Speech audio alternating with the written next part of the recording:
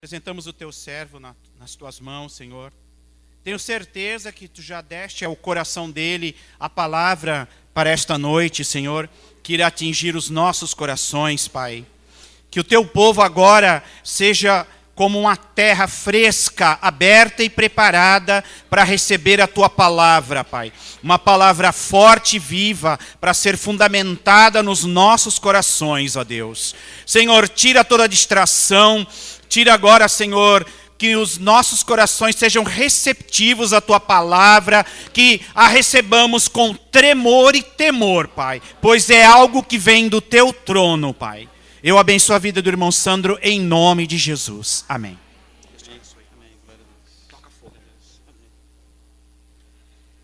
Glória a Deus. Santos, santos, santos. Sede santos, porque eu sou santo, assim diz o Senhor, não é verdade? Não sei porque que o pessoal riu, pastor, não entendi essa, mas tudo bem. Vamos lá.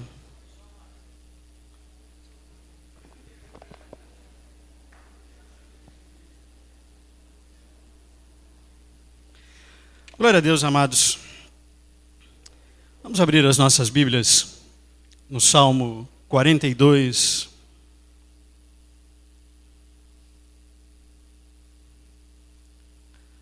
Salmo 42. Todo mundo achou? Abram e deixem suas Bíblias abertas. Diz assim o Salmo 42. Masquil para o músico mor entre os filhos de Coré, ou de Corá, depende da sua versão aí. Assim como o servo brama pelas correntes das águas, assim suspira minha alma por ti, ó Deus. A minha alma tem sede de Deus, do Deus vivo. Quando entrarei e me apresentarei ante a face de Deus, as minhas lágrimas servem-me de mantimento de dia e de noite. Enquanto me dizem constantemente, onde está o teu Deus? Quando me lembro disso, dentro de mim derrama minha alma, pois eu havia ido com a multidão.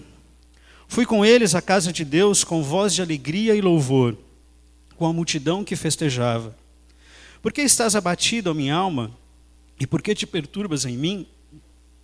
Espere em Deus, pois ainda o louvarei pela salvação da sua face. Meu Deus, dentro de mim, meu Deus, dentro de mim a minha alma está abatida. Por isso lembro-me de ti desde a terra do Jordão, e desde os Hermonitas, desde o pequeno monte. Um abismo chama outro abismo, ao ruído das tuas cachoeiras. Todas as tuas ondas e as tuas vagas têm passado sobre mim. Contudo, o Senhor mandará a sua misericórdia de dia e de noite, a sua canção estará comigo. Uma oração ao Deus da minha vida. Direi a Deus, minha rocha, por que te esqueceste de mim? Por que ando lamentando por causa da opressão do inimigo? Com ferida mortal, os meus ossos me afrontam, os meus adversários. Com ferida mortal em meus ossos me afrontam os meus adversários, quando todo dia me dizem, onde está o teu Deus? Porque estás abatida, ó minha alma, e porque te perturbas dentro de mim? Espere em Deus, pois ainda o louvarei, o qual é a salvação da minha face e o meu Deus. Aleluia. Deus é bom o tempo todo, e o tempo todo Deus é bom. E Ele continua sendo bom e Ele continua sendo Deus. Vamos orar mais uma vez, Pai? Muito obrigado, Senhor, pelo privilégio da Tua palavra, Jesus. E eu peço perdão, misericórdia, e peço que o Senhor fale através dos meus lábios, Senhor, assim como o Senhor falou ao meu coração. Pai, muito obrigado, Senhor, pelas Tuas misericórdias, porque elas são infinitas e porque Tua graça é maravilhosamente transformadora nas nossas vidas. Que a Tua palavra, Senhor, alcance os nossos corações e cumpra os Teus propósitos em cada um de nós nesta noite, em nome de Jesus. Amém. Amém.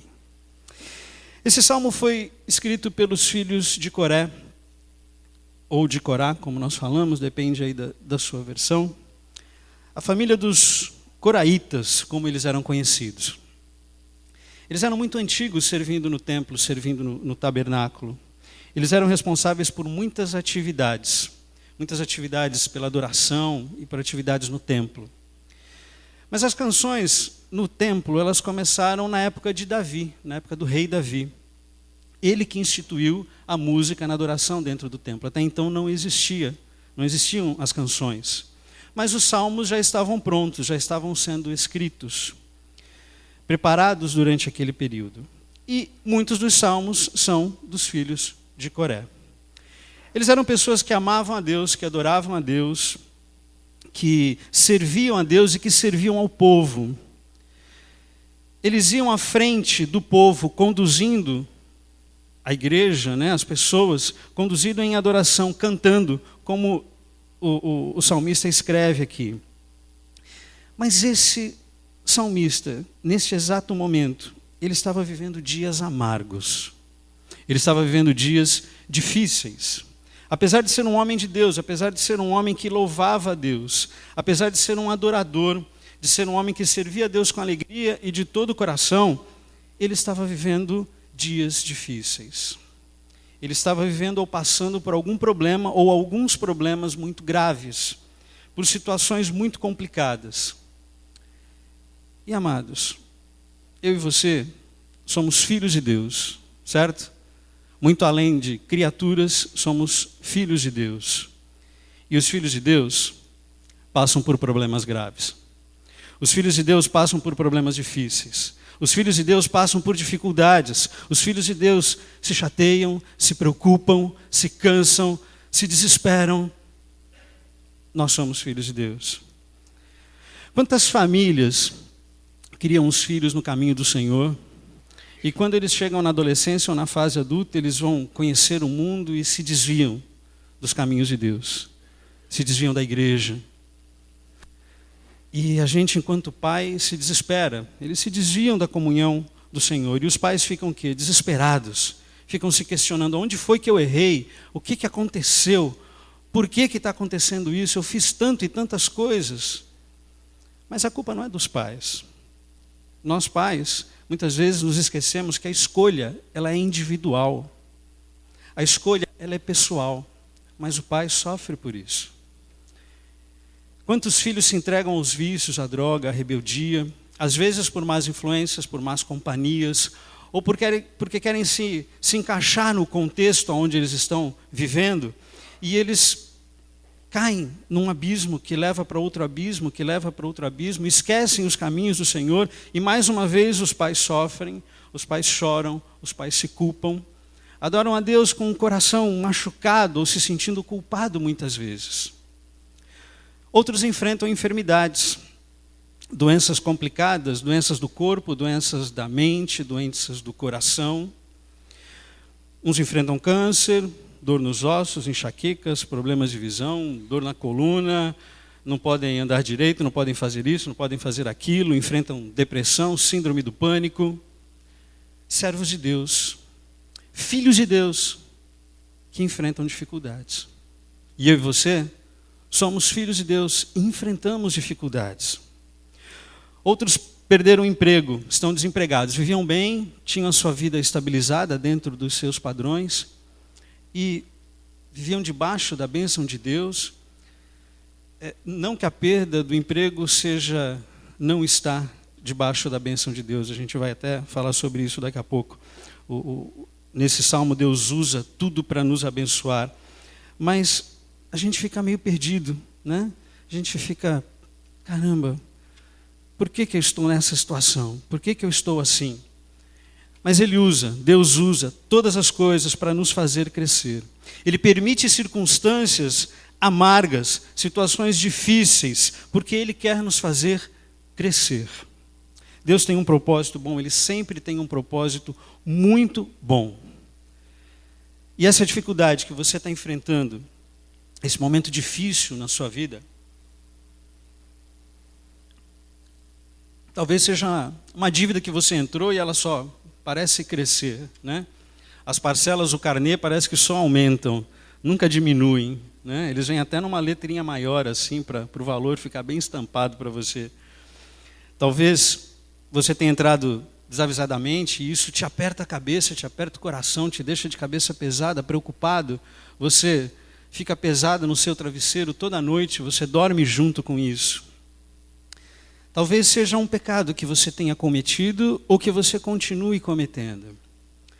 Deus pode até usar, de acordo, obviamente, com a nossa postura, com o nosso arrependimento, Ele pode usar em nosso favor ou a nosso favor até mesmo o nosso pecado. Vocês lembram dos filhos de Jacó? Eles venderam José para os amalequitas, né? Lá na frente, isso serviu para a bênção para o povo de Deus, né? José se tornou lá o bambambam do Egito, depois do faraó, era ele quem dava as ordens. E isso serviu para salvar Israel, para salvar o povo de Deus. Problemas existem, dificuldades nós enfrentaremos, não tem como fugir disso. E muitas dessas dificuldades, muitos dos nossos problemas, eles nos deixam meio confusos. A gente entra numa confusão grande. E você vê que o salmista tem uma confusão muito grande aqui, né? Ele fala que ele tem um problema grande e ele faz uma reclamação. Daí ele lembra da bondade de Deus. Mas ele volta a lembrar do problema e faz outra reclamação, outra queixa. E ele volta a lembrar da bondade de Deus e depois volta a reclamar de novo. Se você analisar o texto, você vai perceber isso. Ele reclama e fala, Deus é bom. Puxa, mas eu estou com um problema, caramba. Ô Senhor, mas Deus é bom, mas e o meu problema? Ele está confuso, né? Mas o que Deus quer nos falar hoje, meus amados, o que Ele falou para mim, o meu coração, é que Ele, está no versículo 11, Ele é o meu Salvador e Ele é o meu Deus.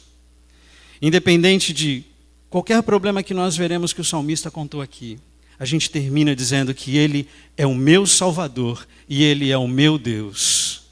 Amém? Alguém pode dizer um aleluia mais forte aí? Glória a Deus, glória a Deus.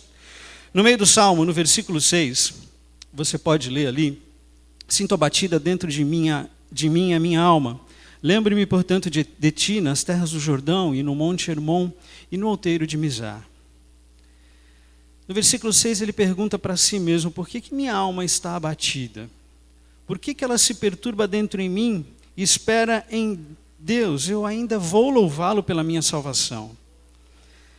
Ele fala isso, mas no versículo seguinte ele diz assim, puxa, está muito difícil, eu estou chorando, está complicado, as pessoas estão questionando a minha fé, onde está Deus na minha vida? As pessoas estavam fazendo isso com ele, onde é que está o teu Deus?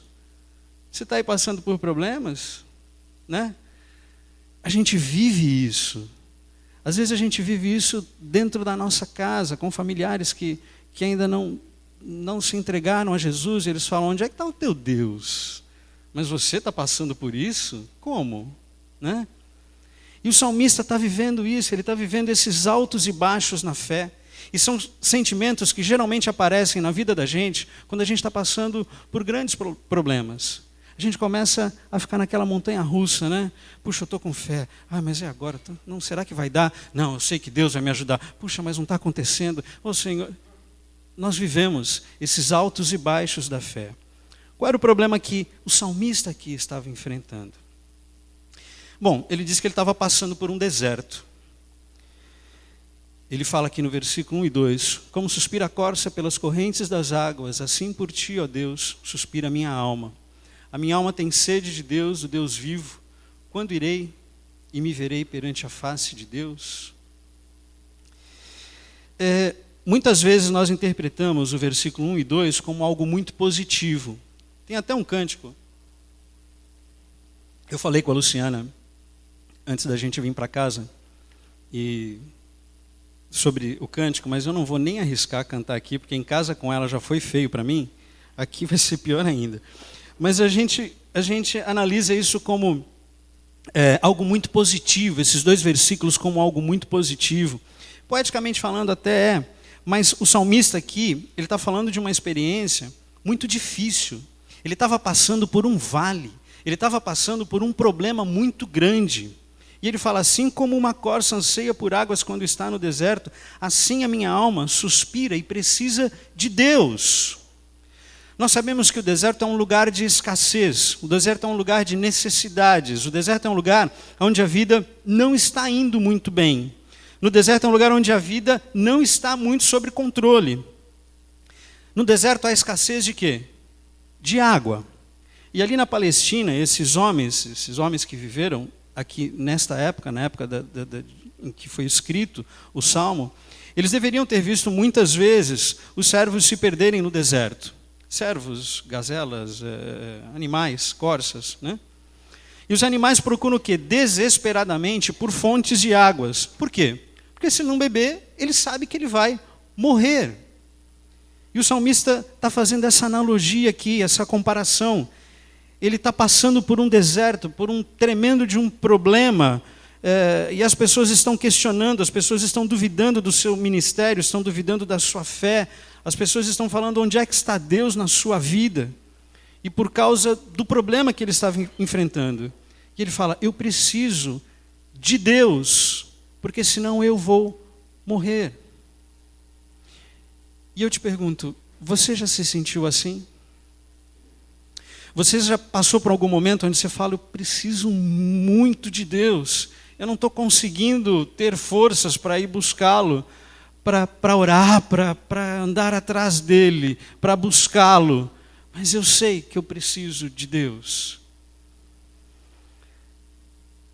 A gente precisa buscar a face de Deus. Eles cantaram aqui agora há pouco, nós cantamos esse cântico aqui agora há pouco. E é exatamente como aquela corça que estava no deserto, que se ela não encontrar água, ela vai morrer, que se eu não encontrar a Deus, eu morrerei. Se eu não me aproximar de Deus, eu morrerei sedento, assim como a corça. Amados, eu não sei qual é o seu problema esta noite, ou o que você está vivendo. Eu sei o que Deus falou ao meu coração. Ele disse que seja qual for o seu problema, seja qual for o meu problema, ele passará. Porque eu só posso ter certeza de uma coisa, de que a solução está em Deus, de que a solução é o Senhor.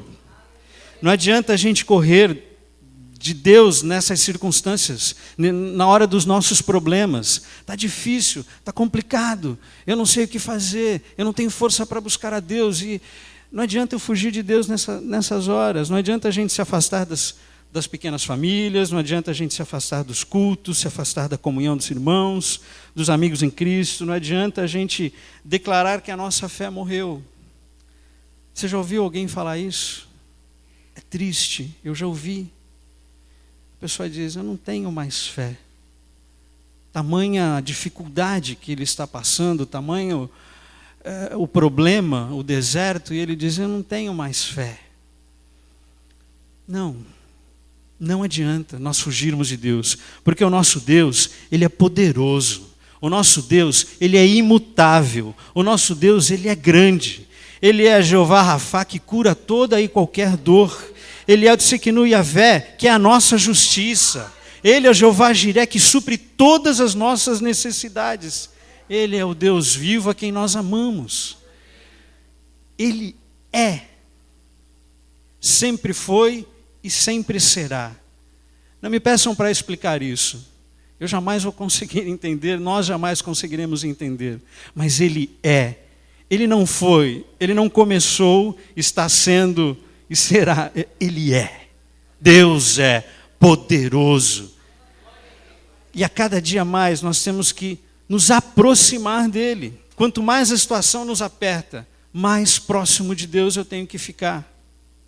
E o salmista também diz, nos versos 6 e 7, que na região de Hermon, ele se lembra que nas nascentes do rio Jordão, e provavelmente aqui ele deve ter tentado atravessar o rio Jordão, e lá a correnteza é muito forte.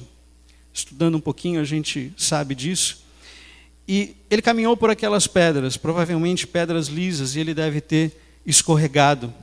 E ele é levado pelas vagas ou pelas ondas, né? Dependendo aí da sua versão. As ondas o levaram. E você já escorregou num rio? Eu não sei se você já escorregou num rio. Eu, quando era garoto, não sei quantos conhecem Itatinga aqui, ali perto de Bertioga. Você conhece Itatinga? Meu avô trabalhou lá, eu morei uns meses lá, quando era moleque. E lá tem muita cachoeira. E meu avô me ensinava a andar na cachoeira, naquelas pedras que você olha, você fala assim, dá para passar? Não dá, porque ela está bamba e você cai. Ou está meio molhada com limo e você escorrega dentro d'água, né? E às vezes você cai no rio. E você já tentou nadar contra a correnteza de um rio? Não dá. É difícil, ela te leva. Eu estava escrevendo isso daqui, eu estava lembrando de uma vez numa praia, eu não vou lembrar que praia foi essa, eu era muito garoto. Não faz tanto tempo assim, lógico, né? Mas eu era muito garoto. Eu estava numa praia com uma prancha pequena dessas de isopor, e nem sei se tem mais isso hoje em dia, na minha época tinha.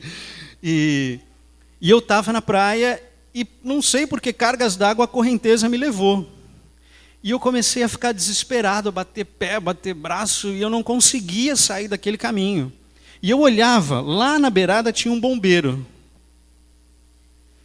E eu, meu filho, não estou conseguindo sair daqui, eu não conseguia nem gritar, tal. E ele estava lá parado, eu sei que a correnteza foi levando, e eu acabei não indo para o fundo, me levou para o lado, e depois eu saí. E aí quando eu saí, ele está lá na beirada, né? E aí, está tudo bem? Eu falei, agora está, né, meu amigo? Podia estar melhor se você tivesse me ajudado meia hora atrás, né? Mas a gente não consegue nadar contra a correnteza. Ela te leva, ela é mais forte do que você. E Coré estava dizendo que o problema dele era tão grande que ele não podia controlar. Assim como nós não podemos controlar a correnteza, ele não podia controlar o seu problema. E ele fala que um abismo leva a outro abismo. E não parece que é assim mesmo, irmãos? Parece que quando você está num problema, aparece outro problema, e você começa a resolver o primeiro aparece um terceiro ali na história, e você fala, um abismo leva a outro abismo, um problema chama outro problema. Quando nós estamos enfrentando uma situação difícil, parece que até chegar no fundo do poço aparecem muitas e muitas coisas. As más notícias continuam chegando até você ir para o fundo do poço. É assim comigo. Eu acho que deve ser assim com você também, né?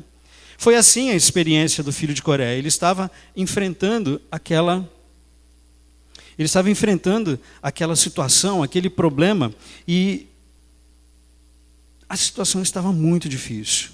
E ele diz assim, eu tenho que me aproximar de Deus. E nós precisamos nos aproximar de Deus. Em nome de Jesus, amados.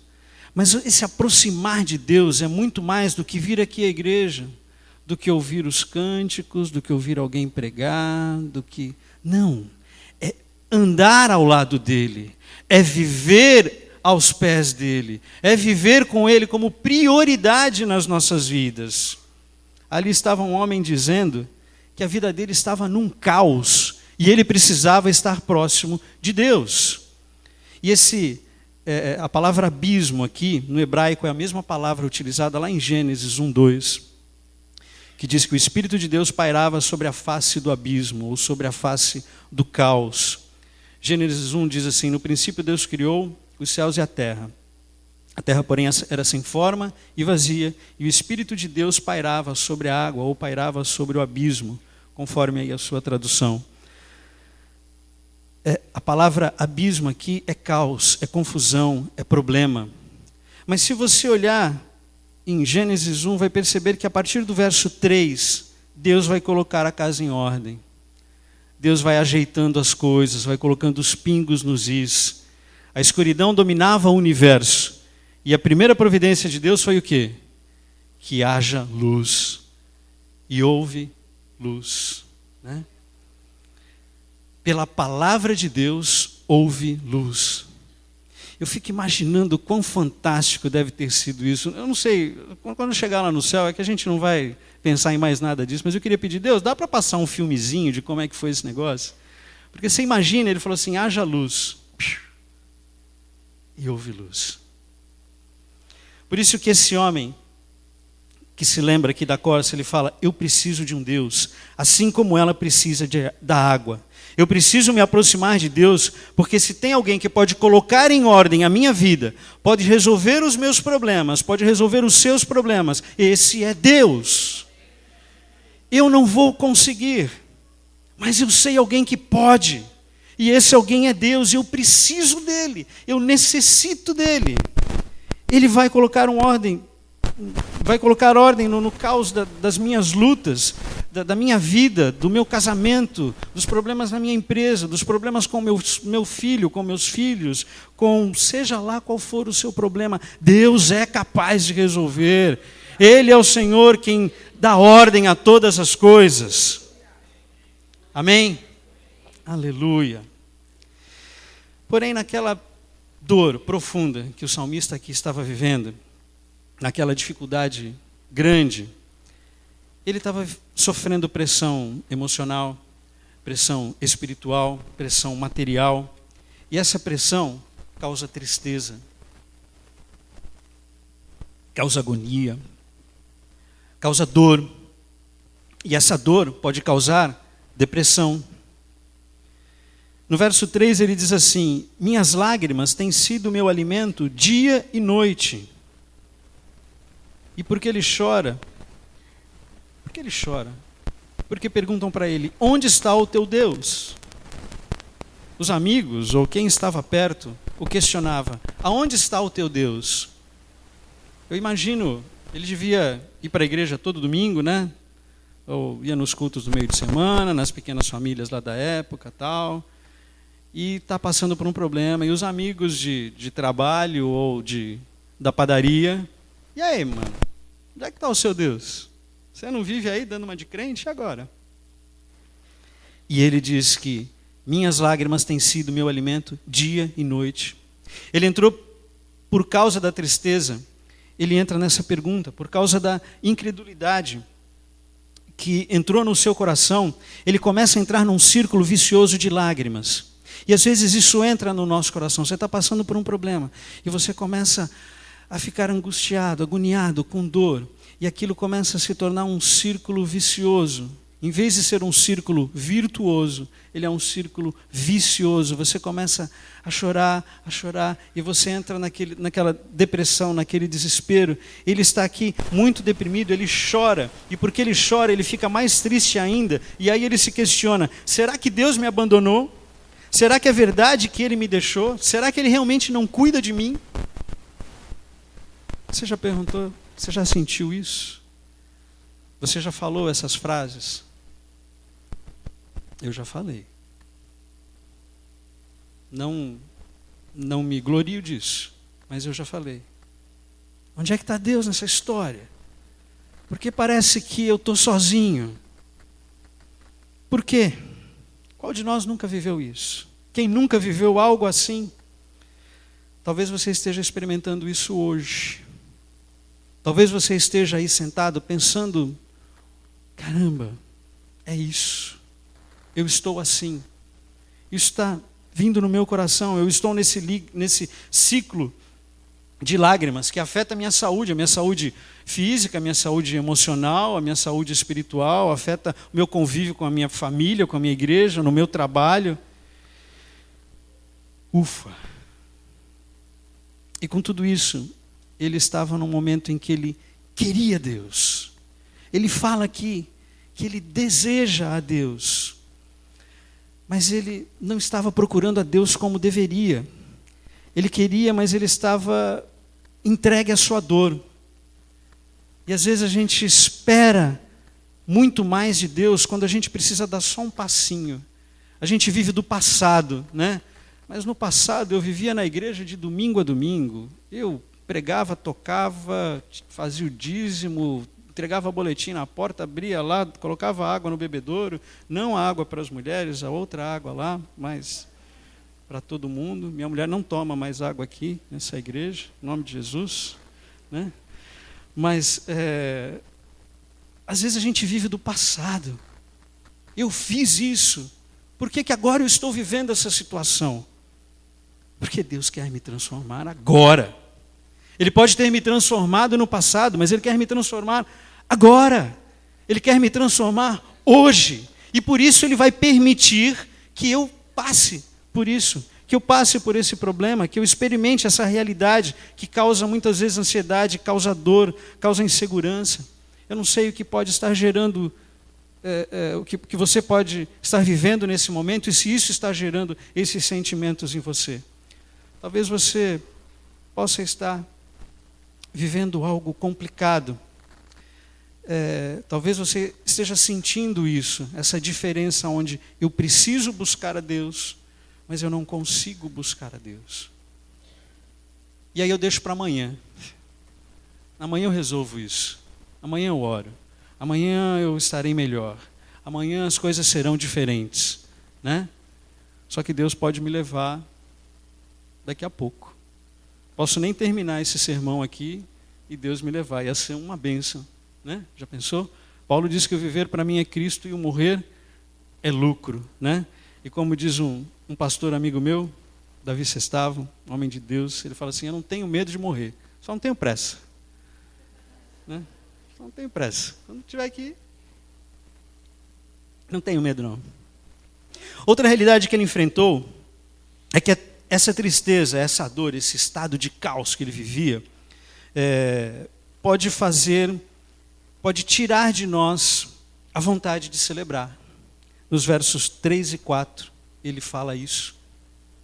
As minhas lágrimas têm sido meu alimento, de dia e de noite, enquanto me dizem continuamente: ó Deus, onde está? Lembro-me dessas coisas e dentro de mim se me derrama a alma, de como passava eu com a multidão do povo e os guiava em procissão à casa de Deus, entre gritos de alegria e louvor, multidão em festa. Quando ele lembra dessas coisas, que ele fazia essas coisas, ele chora. Ele chora mais ainda. E o seu choro angustiado, porque ele estava acostumado a ir com a multidão, ele estava acostumado a louvar, ele estava acostumado a levar o povo na frente.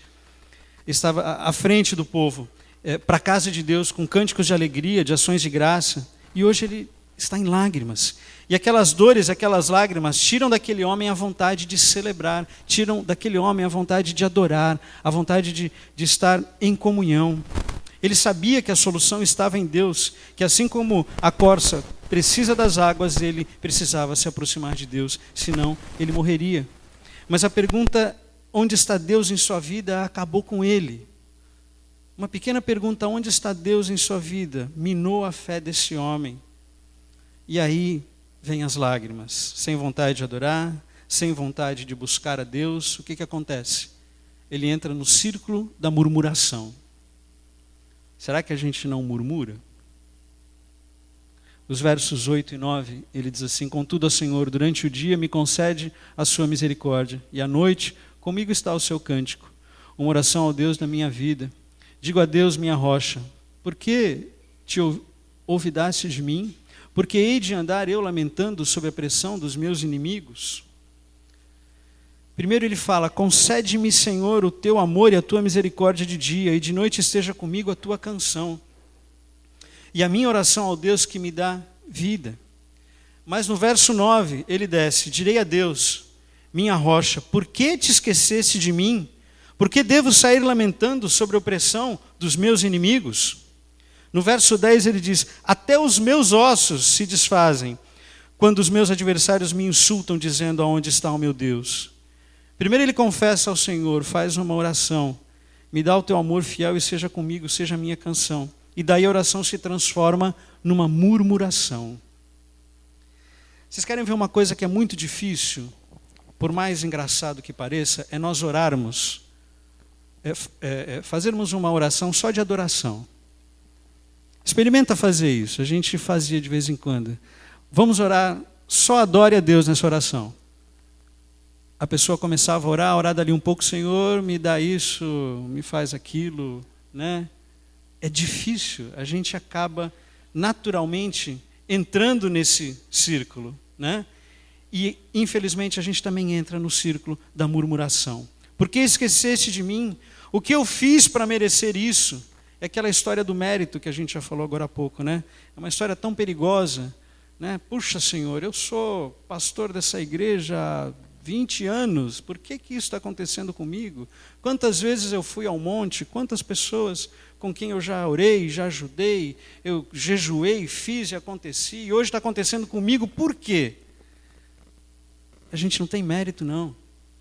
O que eu fiz para Deus. Se eu estou vivendo algo hoje, é porque Deus quer me transformar hoje.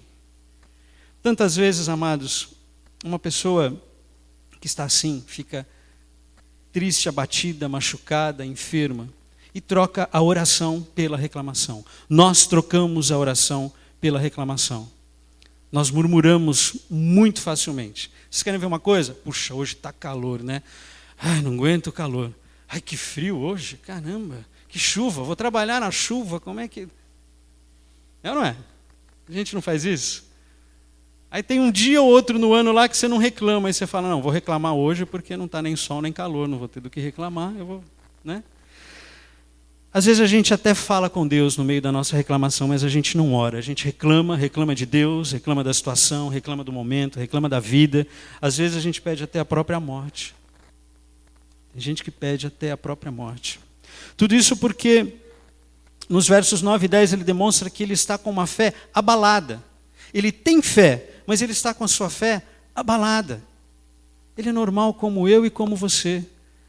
Ah, puxa, como é que eu vou dizer que a minha fé está abalada? Vou dizer. Claro que eu vou dizer. Os homens de Deus viveram assim, eu não sou melhor do que ninguém, nós não somos melhores do que nenhum deles. Ele estava com a fé abalada. As pessoas disseram simplesmente para ele, onde está o teu Deus? E ele disse, Senhor, por que tu esqueceste de mim? Ele assumiu aquilo que disseram a ele, entrou no ciclo de lágrimas, perdeu a vontade de celebrar, perdeu a alegria da salvação, entrou no momento de murmuração e ficou com a fé abalada. Mas, e ainda bem que tem o mas, o último versículo desse salmo, ele restaura a vida desse homem. Ele coloca os pingos nos is. Ele coloca um final nessa dor que ele estava sentindo. É onde Deus entra e começa assim, haja luz, eu vou colocar ordem nessa história. O verso 11, ele repete, afinal de contas, porque está tão abatido a minha alma, porque você está tão triste, porque está tão perturbada dentro de mim? Espera em Deus. Numa outra tradução da NVI diz assim, põe a sua esperança em Deus, pois eu ainda o louvarei, e Ele é o meu Salvador e o meu Deus. Ele começa a falar com ele mesmo, ele começa a dizer para ele mesmo, por que eu estou tão abatido? Por que eu estou tão triste? É hora de dar aquele tapa na cara e falar assim, acorda, mano, acorda. Sandro Ricardo, eu escrevi aqui, espera em Deus, porque eu ainda o louvarei. Seja qual for a sua luta, a sua dor, você ainda o louvará. Amados, eu vou repetir, eu não sei qual é o seu problema, não sei o que te aflige, eu não sei qual é a tua situação, o que te aperta o calo, eu não sei qual é o deserto que te traz insegurança, aquilo que está te tirando o sono, a paz, o prazer de vida, o prazer pelas coisas de Deus, o prazer de estar com a tua família, mas eu quero te dizer que ainda há um ainda. Você ainda louvará a Deus, você ainda verá o poder de Deus sobre a tua vida, você ainda experimentará a graça de Deus sobre você. A sua misericórdia, você ainda terá Deus pela salvação, pela tua vida. Há um ainda para a tua vida, há uma esperança. Você está vivo, eu estou vivo, Deus está vivo, Ele é contigo. Enquanto ainda houver este ainda, daqui a pouquinho Deus vai transformar. Deus vai fazer aquilo que você precisa. Esse ainda quer dizer agorinha, já, né? Não no nosso tempo. O nosso tempo é diferente, né? O nosso agora era ontem, na verdade, né? O nosso para hoje era para anteontem. Mas Deus se levantará na sua vida. E você se verá salvo dessa situação. Você será restaurado desse problema. Você vai conseguir superar esse pecado. E eu não sei por que Deus pediu que eu escrevesse isso, mas eu fiquei pensando, Deus está dizendo, você vai superar esse pecado. Porque eu colocarei a minha esperança em Deus. Porque o salmista, de repente, ele muda o jogo, ele vira a página. De repente ele sai da dor e vai para a alegria, da tristeza para a confiança, como se esse versículo 11 ele gritasse com ele mesmo, porque ele se lembra de uma verdade sobre Deus. Deus é imutável, Deus não muda. Nós mudamos todos os dias. Os cabelos ficam, os que ficam brancos, os que não ficam vão embora, né? A gente vai ficando careca. a gente vai mudando a cada dia, mas Deus é imutável. Ele fala lá em Malaquias, no capítulo 3, Deus fala de si mesmo, ele diz: eu sou o Senhor e não mudo. Não é a minha situação difícil demais, por mais difícil que ela seja, que mudará a Deus. Ele não muda, Ele é Deus. Eles cantaram isso agora há pouco, nós cantamos isso agora há pouco. Ele é Deus. Irmãos, Deus não tem altos e baixos. Eu tenho, vocês têm. Nós temos altos e baixos, mas Deus não tem. Eu tenho problemas emocionais, eu fico chateado, eu fico com raiva. Você tem, mas Deus não tem. E glórias a Deus por isso. Glórias a Deus porque Ele não tem problemas emocionais, porque Ele pode cuidar de mim. Deus continua sendo bom e Ele continua sendo Deus. Enquanto você enfrenta essa dor, Ele continua sendo amor. Por maior que seja a minha dor, Deus continua sendo amor. Enquanto você enfrenta essa dificuldade, Ele continua sendo o El Shaddai, o Todo-Poderoso. Aquilo que é impossível para os homens não é nada para Deus. Ele é imutável e Ele continua querendo que eu e você estejamos próximos dEle cada vez mais. Ele continua desejando a nossa oração. Não porque Deus precise da nossa oração. Na realidade, falando do ponto de vista teológico, e até indo mais profundo, a nossa oração não muda a vontade de Deus. Porque a vontade de Deus ela é soberana e ela já está firmada sobre as nossas vidas. Mas a oração muda o meu coração. A oração faz com que eu saiba que eu dependo mais de Deus. E quanto mais eu oro, mais eu enxergo que eu sou cada vez menos e que eu preciso mais do Senhor. E Ele deseja a nossa oração por isso. Ele quer ter a cada um de nós. E isso faz com que estejamos cada vez mais próximos dEle por livre e espontânea vontade. O salmista lembra: porque eu estou tão abatido? Olha aqui, quem é Deus? Deus é esse Deus poderoso, imutável. E talvez ele tenha olhado para trás, ele tenha olhado para a história de Israel e tenha visto e lembrado, pensado nos milagres, pensado em tantas situações impossíveis que na última hora, aos 46 minutos do segundo tempo, né? A gente fala aos 46 minutos do segundo tempo para nós, mas é o tempo certinho de Deus, é o kairós de Deus, é o tempo correto dele. Ele sabe qual é o tempo. Para nós é os 46, 47, mas é o tempo certo do Senhor. Ele muda a nossa história, Ele nos liberta, Ele age, Ele cura, Ele salva, Ele nos transforma. Aleluia! E como aconteceu com o salmista, acontecerá conosco, amados. Eu colocarei a minha esperança em Deus. E esta está na última frase do Salmo, dependendo da sua versão, ele diz assim: Ele é. O salmista não diz que Ele será o meu Salvador. No verso 11, ele diz: Ele é. Ele é o meu Salvador. Ele é o meu auxílio. Ele não foi, Ele é. Para nós aqui essa noite, ainda que você esteja enfrentando uma dificuldade profunda, seja ela qual for, o Senhor está dizendo, nos lembrando que Ele é. Ele é imutável, Ele é real, Ele é presente, Ele é amoroso, Ele é poderoso, Ele é vitorioso, Ele é rei, Ele é Deus. Aleluia! Ele não muda, Ele é o mesmo hoje, ontem, sempre. E usa todas as situações em nosso benefício. E Ele é meu.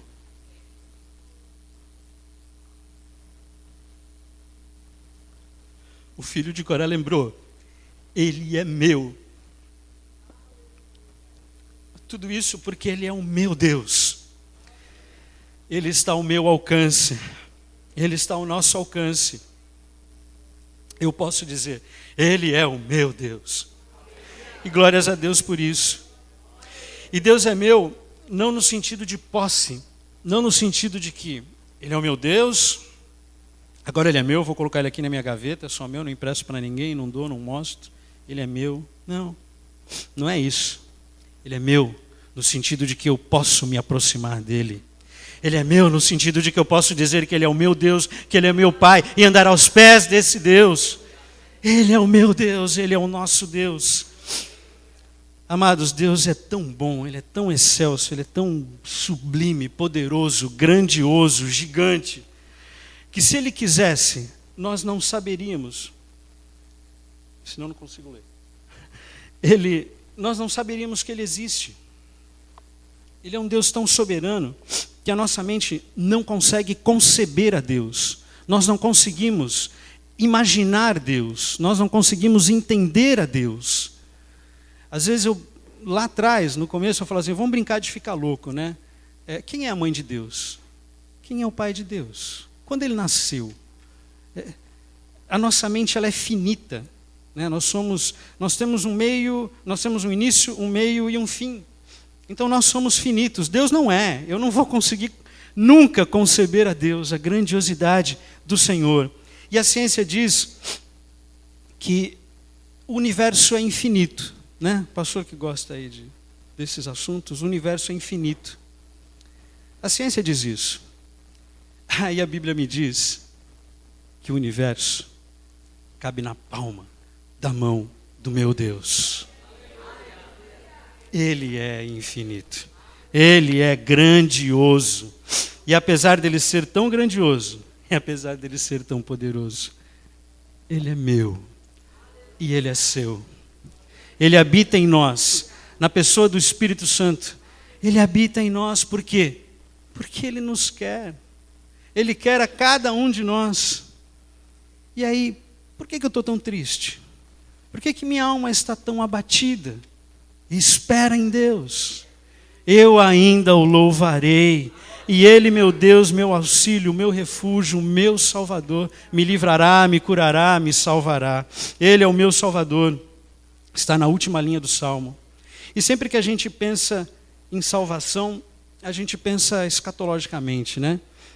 Eu serei salvo da morte. Sim, é verdade. Serei salvo da morte e vou viver sempre com Deus. Mas, aliás, do que nós somos salvos? Do que você é salvo? Talvez a primeira resposta que vem à sua mente é: eu sou salvo do inferno, né? Vou para o céu, serei salvo do inferno. Aquele ladrão na cruz, Jesus disse para ele: olha, ainda hoje nós estaremos lá no paraíso juntos, né? A primeira resposta que vem para nós é: eu serei salvo do inferno. Não está errado, mas isso é secundário. Ser salvo do inferno é um bônus, né? Por que Adão perdeu? O que Adão perdeu quando ele pecou lá no Jardim do Éden? Ele perdeu o quê? A presença de Deus. Você imagina que toda tardinha Deus vinha conversar com ele. Eu não sei como é que Deus fazia isso, mas devia ser fantástico.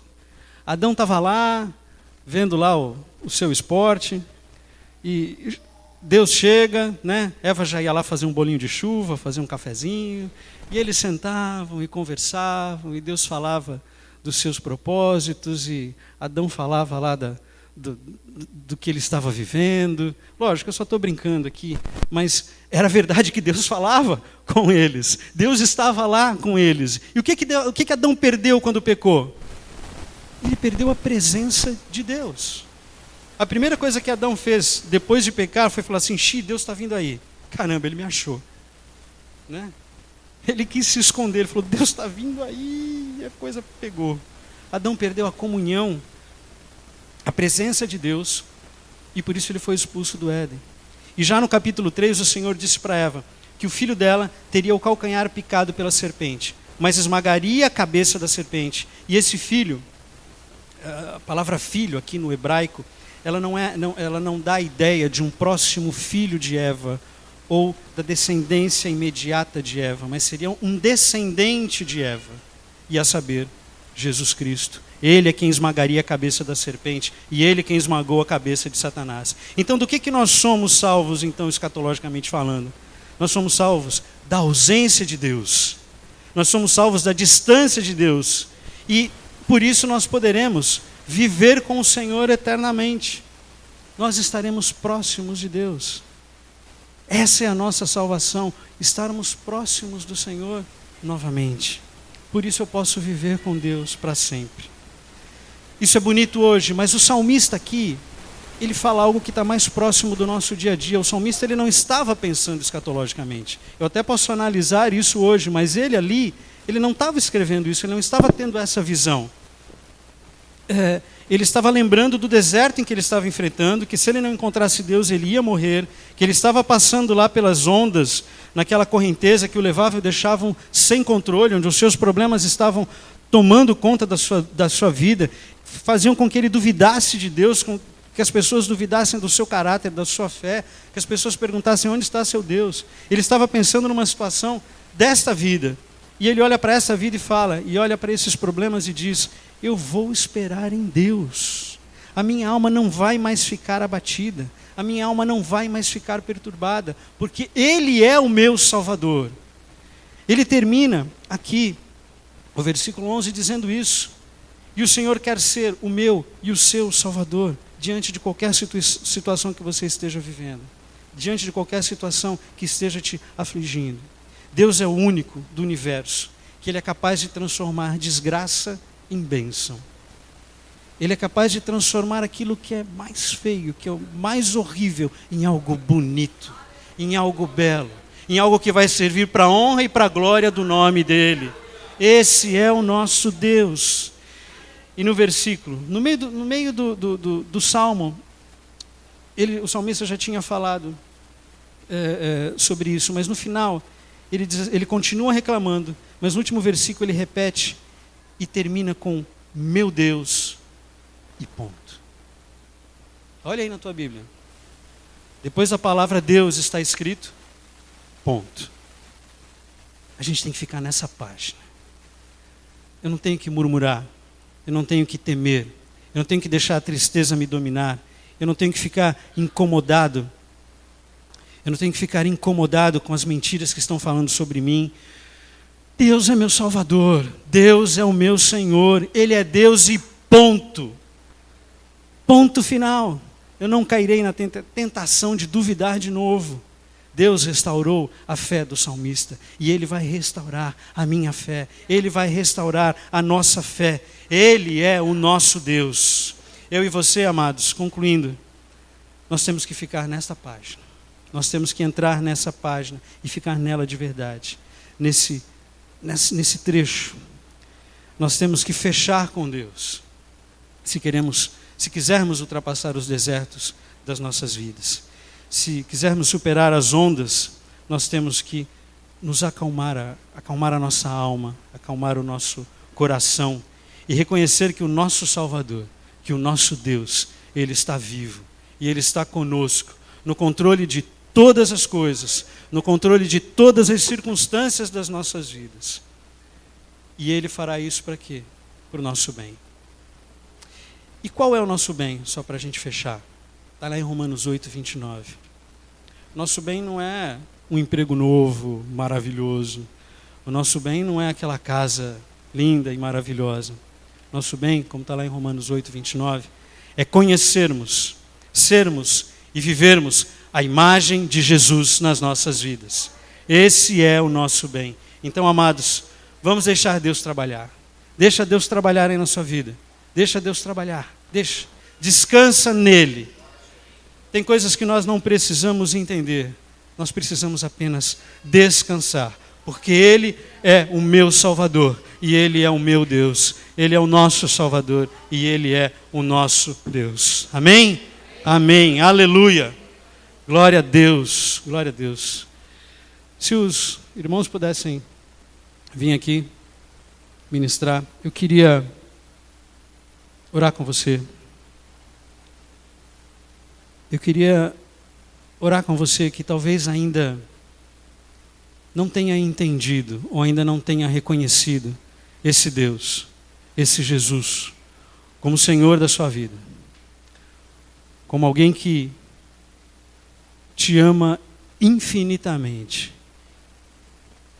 É alguém que quer transformar a sua vida. Alguém que quer te dar a salvação. Alguém que quer te ter ali pertinho dele. Bem pertinho dele.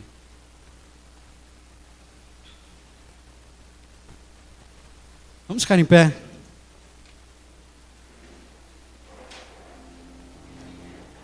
Feche seus olhos. Fecha seus olhos e fala com Deus. Fala com Deus aquilo que Ele tocou no seu coração essa noite. Eu queria convidar você que ainda não aceitou Jesus como Senhor e Salvador da sua vida. Se tiver alguém aqui essa noite, vem aqui na frente agora. Saia do seu lugar. Não tenha medo, não tenha vergonha. Nós queremos orar com você. Se você está sentindo o seu coração ardendo, se você está se sentindo incomodado, vem até aqui. Fale com Deus. Você não precisa entender. Deus entende a cada um de nós. Deus entende o nosso coração, a nossa dor, a nossa dúvida, a nossa incerteza. E Ele nos quer perto dEle. Amém. E eu queria chamar você, que talvez essa noite esteja passando por alguma onda muito grande, por alguma correnteza muito grande, onde você não está conseguindo se controlar, onde você está com medo, onde você está com temor, onde você está com dúvida, onde você está murmurando, e onde você está querendo ficar mais perto de Deus. Se você está sentindo assim, vem até aqui agora, vem até aqui à frente. Talvez seja seu filho, talvez seja seu pai, talvez seja você, talvez seja seu emprego, um amigo, um chefe, eu não sei. Mas se Deus estiver te tocando, vem até aqui agora. Coloca seu coração diante do Senhor. Ele quer você pertinho dEle. Ele quer você buscando, mesmo que não tenha forças, mesmo que não entenda. Ele quer você com o coração disposto a buscá-lo e a adorá-lo, a se entregar a Ele. Esse é o nosso Deus. Amém. Vamos orar. Pai, muito obrigado, Jesus. Muito obrigado porque Tu és o nosso Deus. Senhor, Tu és nosso. Eu posso dizer, o Senhor é meu Deus. O Senhor é o nosso Deus. Oh Senhor, muito obrigado porque o Senhor nos ama apesar de nós. Obrigado, Jesus. Obrigado porque nós podemos ouvir e enxergar o Teu amor, Senhor, através da Tua palavra. Obrigado porque nós podemos, mesmo nas nossas dores, nas nossas dificuldades, na nossa limitação, nós podemos dizer, Senhor, eu estou sem forças, mas eu quero a Ti. Eu preciso de Ti. Como a corça suspira por águas, eu preciso do Senhor. Pai, muito obrigado por isso. E nós queremos clamar isto esta noite, Jesus. Nós estamos aqui na frente, Senhor, e eu me coloco junto dos meus irmãos. O Senhor conhece o coração de cada um. O Senhor conhece o meu coração, Pai.